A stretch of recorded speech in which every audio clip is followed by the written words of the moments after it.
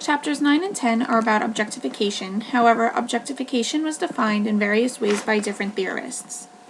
In Chapter 9, Papadakis defines objectification as the act of ignoring or harming someone's humanity.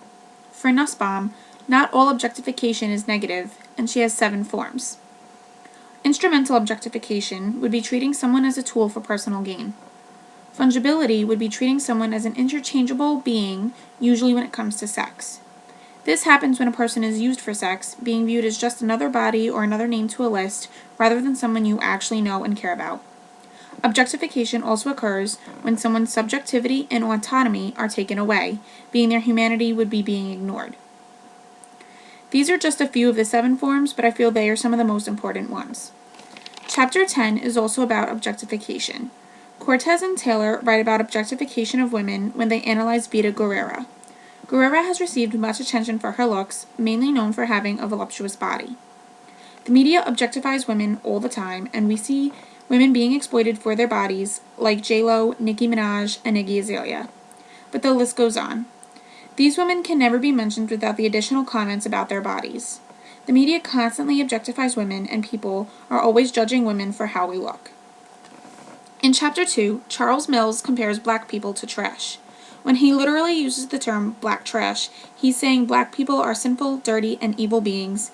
He is objectifying them because he is no longer acknowledging the humanity that they have. In this context, black people are being seen as negative objects, empty bodies, and their humanity is being ignored. For Papadakis, this is objectification. Black people are always seen as objects of crime, poverty, and evil. Racial profiling could even be a form of objectification because they aren't being viewed as people, just as instruments of crime. And this takes away their autonomy and subjectivity when they are arrested and incarcerated.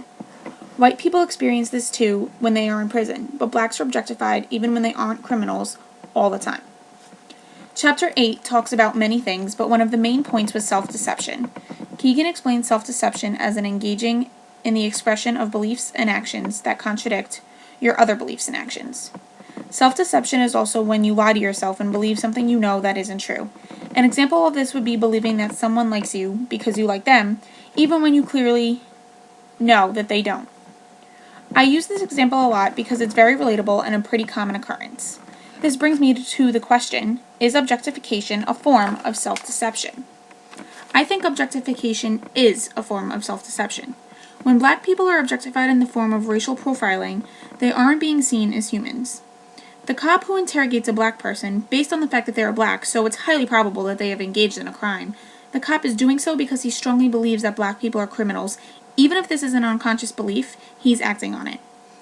This is that gray area that Keegan explains in Chapter 8, because this belief is reinforced in society, so it's more acceptable to act in such a way. In current events, we see this in the case of Brown and Garner. It may not have been obvious to me at first, but Keegan's chapter about self-deception and chapters 9 and 10 about objectification definitely relate to racism, especially for me in regards to Mill's article about black trash.